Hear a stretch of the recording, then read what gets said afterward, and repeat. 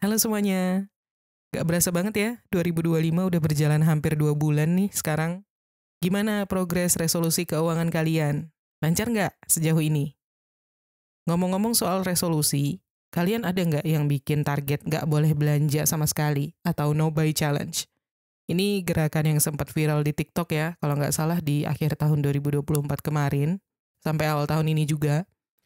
No Buy Challenge ini simpelnya adalah usaha untuk mengurangi pengeluaran dengan cara sama sekali nggak berbelanja hal ataupun barang-barang tertentu yang nggak esensial. Mungkin itu sepatu, tas, baju, produk kecantikan, gadget, dan aksesorisnya, sampai perabotan baru ketika yang lama masih bisa dipakai. Umumnya kita bisa menentukan batas waktu, misalnya sebulan, 3 bulan, 6 bulan, atau bahkan 1 tahun. Tapi buat yang sudah terbiasa untuk berbelanja, mungkin ini kedengarannya susah ya. Nah, di episode kali ini, kita akan ngomongin soal beberapa trik yang bisa membantu kalian menjalankan No Buy Challenge ini tanpa ngerasa tersiksa. Karena kalau nggak ada strategi yang benar, kalian bisa-bisa menyerah di tengah jalan, dan ya, gagal deh challenge-nya. Jadi, stay tune sampai habis, dan langsung aja kita mulai ya. Saran yang pertama adalah tentukan aturan mainnya. Nah, kalau kalian mau ikutan No Buy Challenge, hal pertama yang harus kalian lakuin itu adalah bikin dulu aturan main yang jelas. Jangan cuma sekadar bilang, oke, aku mau stop belanja dari sekarang. Karena tanpa aturan yang konkret, kalian bakal gampang kebobolan. Misalnya gini, kalau aturannya terlalu longgar, bisa jadi kalian masih mencari alasan untuk berbelanja. Kayak, nggak apa-apa lah beli aja ini kan penting. Atau kayak, ada diskon 50% nih, nggak apa-apalah, gitu. Tapi sebaliknya, kalau kalian aturannya terlalu ketat, kalian malah tersiksa sendiri dan ujung-ujungnya malah nyerah di tengah jalan.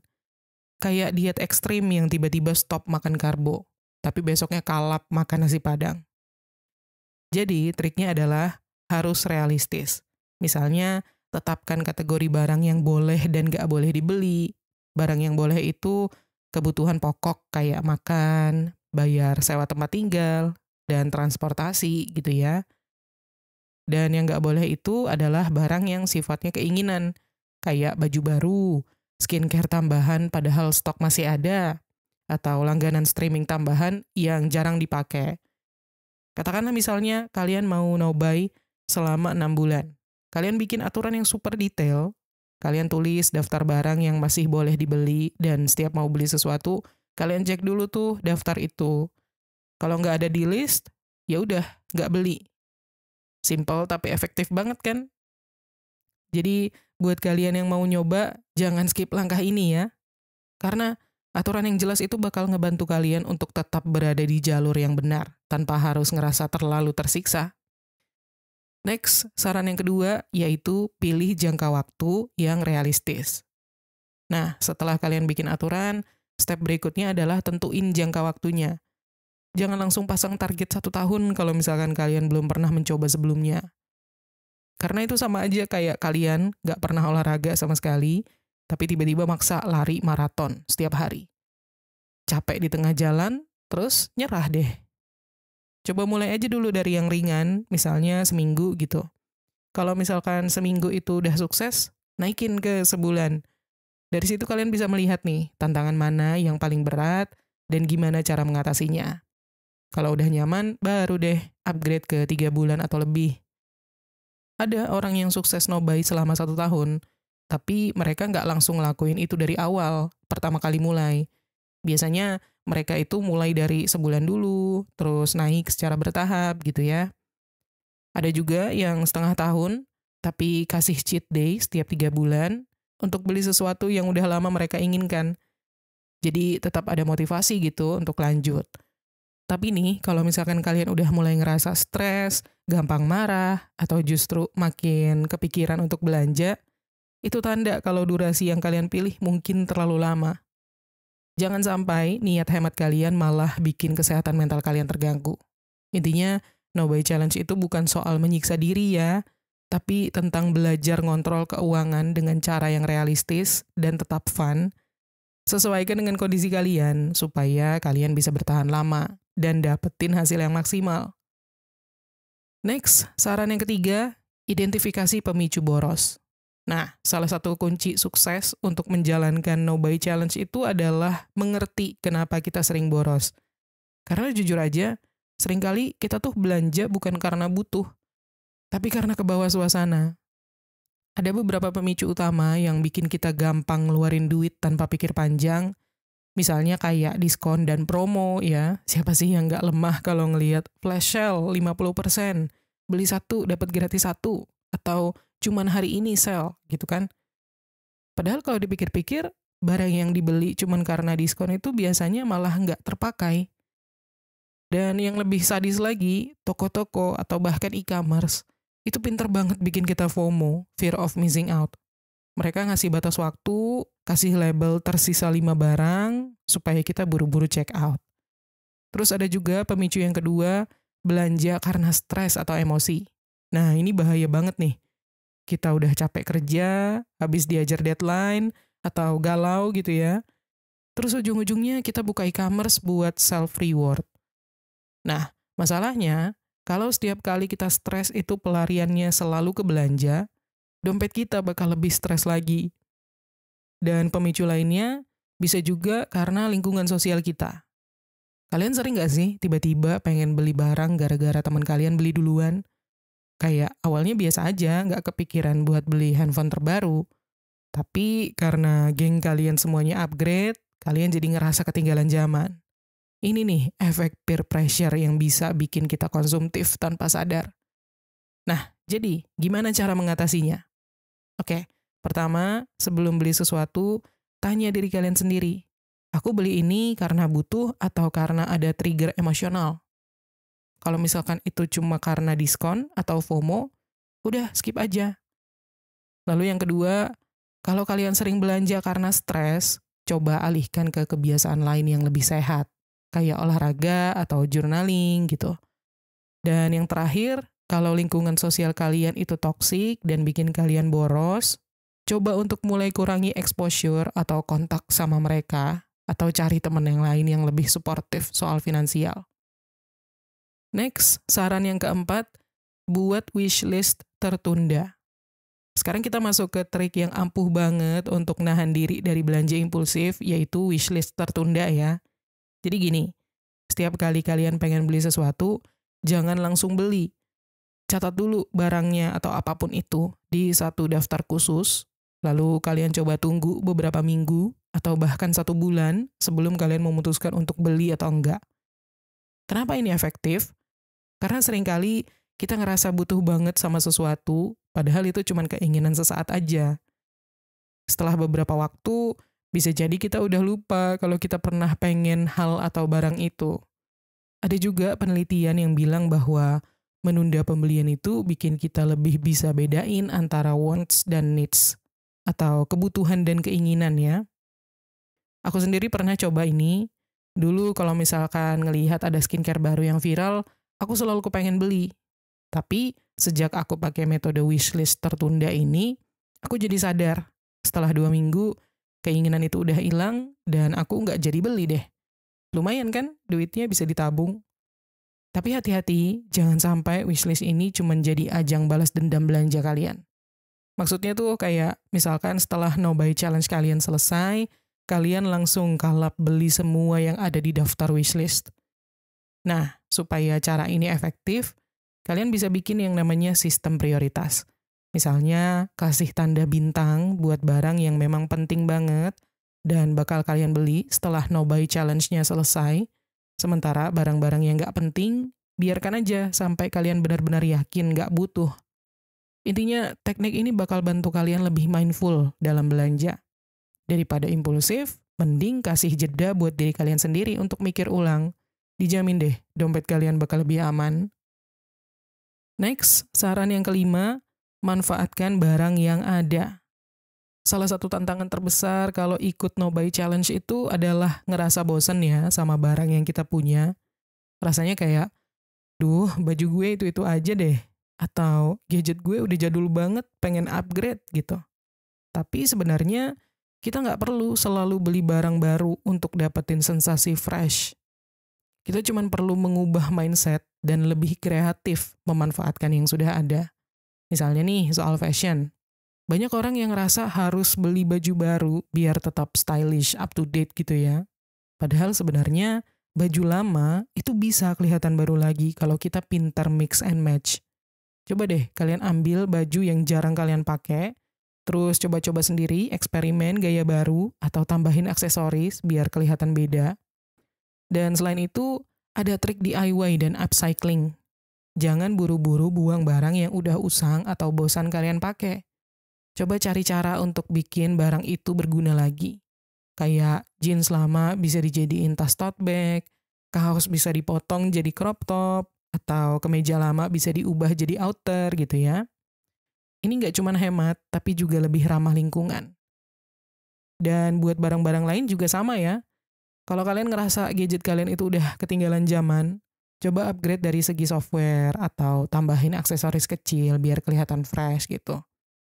Atau kalau misalkan kalian ngerasa rumah atau kamar kalian gitu-gitu aja, coba rearrange barang-barang di dalam ruangan itu, kasih dekorasi dari barang bekas misalnya, atau bikin DIY pajangan sendiri.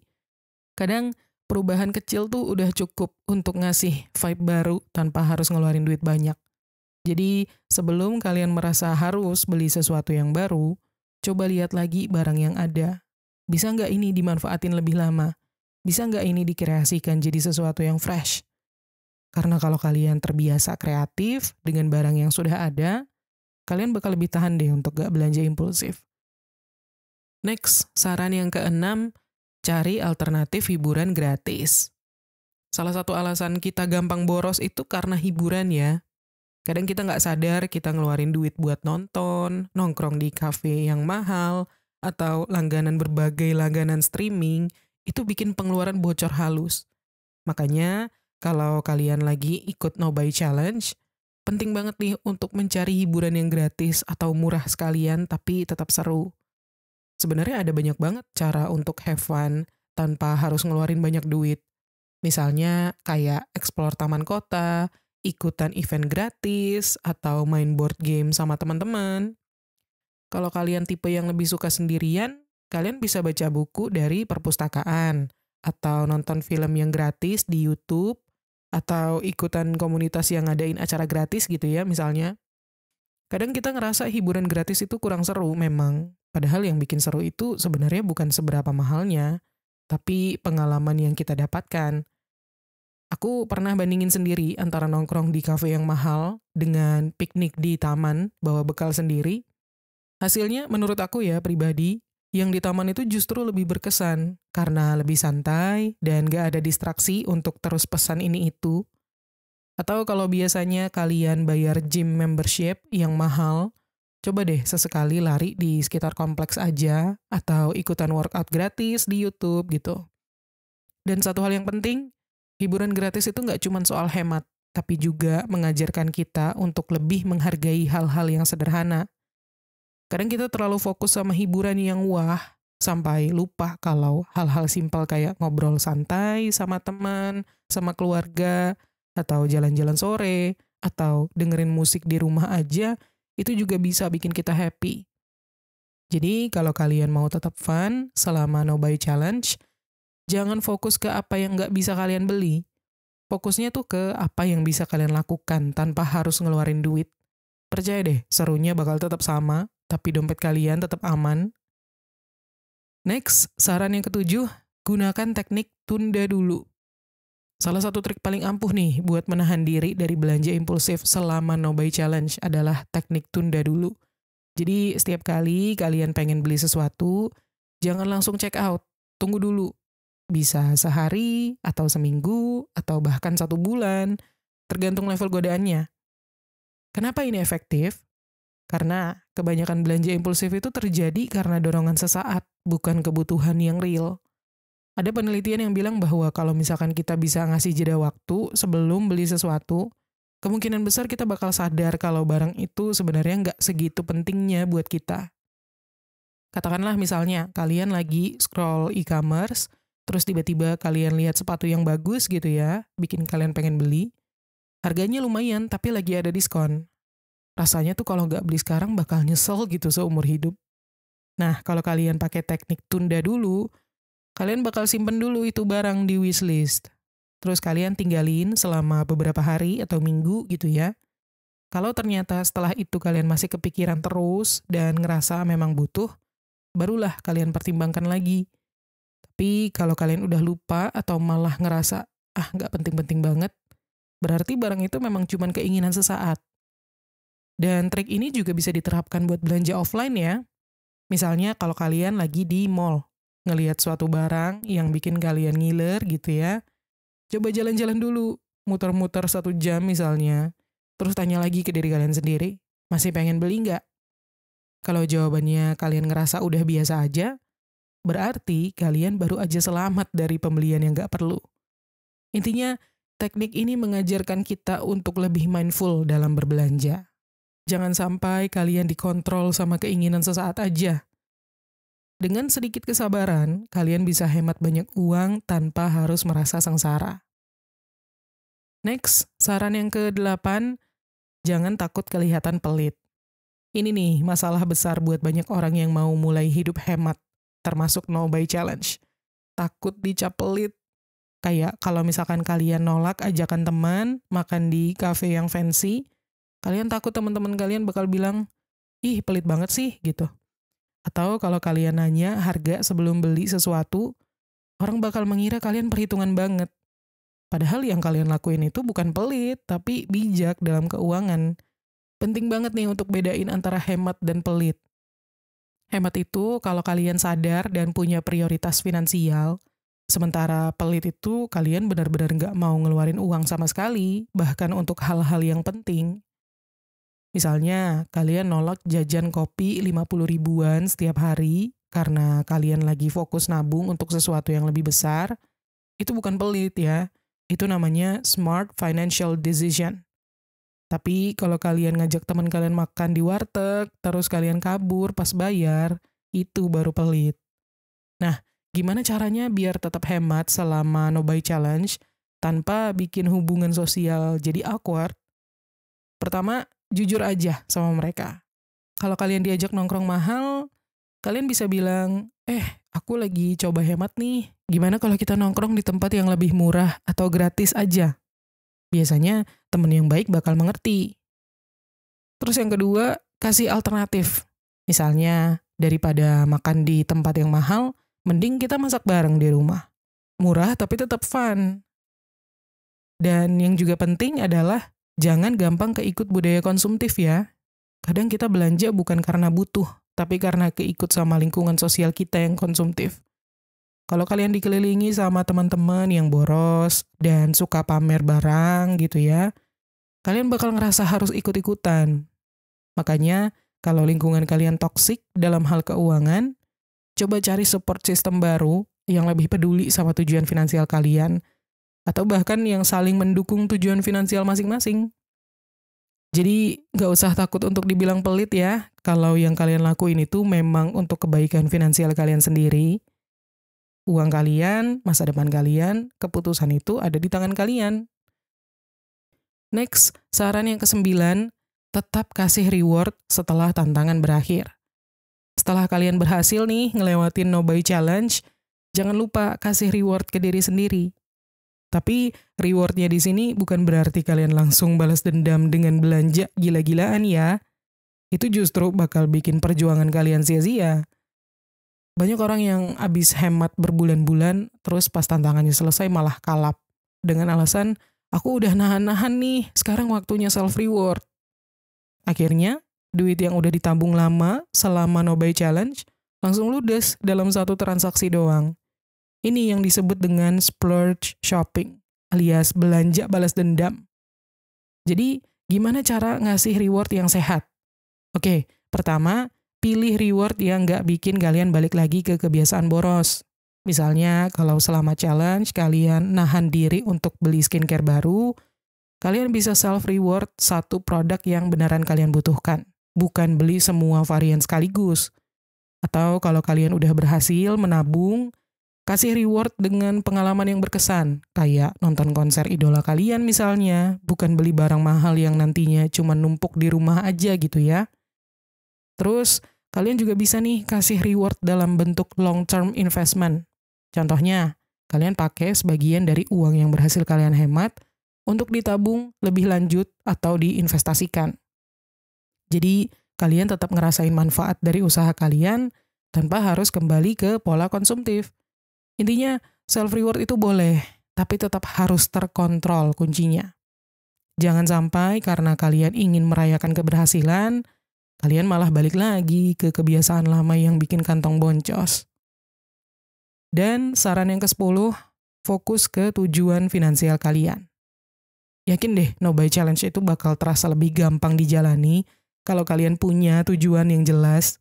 Karena kalau kalian cuma sekedar nahan belanja tanpa alasan yang jelas, yang kuat, lama-lama pasti lemah, pasti goyah. Misalnya, kalian pengen liburan nih ke luar negeri, ke Jepang gitu tahun depan.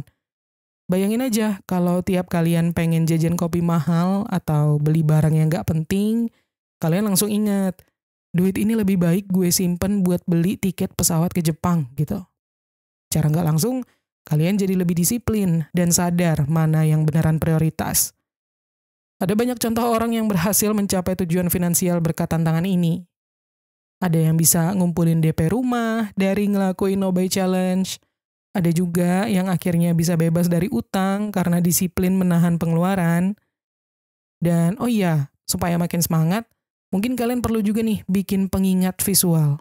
Salah satu cara yang paling efektif adalah bikin vision board atau habit tracker. Kalian bisa tempel di kamar, atau kalau kalian orangnya digital, kalian bisa bikin wallpaper handphone yang isinya tujuan finansial kalian. Jadi tiap kali kalian hampir check out sesuatu di e-commerce misalnya, kalian bakal ngelihat pengingat itu dan jadi berpikir ulang soal rencana untuk check out tadi. Intinya jangan cuma mikir, gue nggak boleh belanja nih. Tapi ubah jadi, gue lagi berusaha untuk sesuatu yang lebih besar. Dengan fokus ke tujuan finansial, kalian bakal lebih kuat ngelewatin No Buy Challenge tanpa ngerasa tersiksa. Nah, jadi itu tadi beberapa saran penting buat kalian yang mau nyoba No Buy Challenge ya. Intinya sih, ini bukan soal menyiksa diri untuk nggak belanja sama sekali, tapi lebih ke belajar untuk lebih sadar dalam mengelola uang. Dan yang paling penting, ingat tujuan kalian. Entah itu buat nabung dana darurat, bayar utang, atau mungkin buat liburan impian kalian. Semuanya bakal lebih gampang kalau kalian punya kontrol atas pengeluaran kalian sendiri. Percayalah, kalau kalian bisa ngelewatin tantangan ini, kalian bakal ngerasa lebih puas sama kondisi keuangan kalian. Dan kalau kalian punya pengalaman atau trik lain, boleh banget ya share di kolom komentar. Oke, segitu dulu episode kali ini. Semoga bermanfaat, dan terima kasih udah nonton. Sampai ketemu lagi di tips menuju kekayaan berikutnya.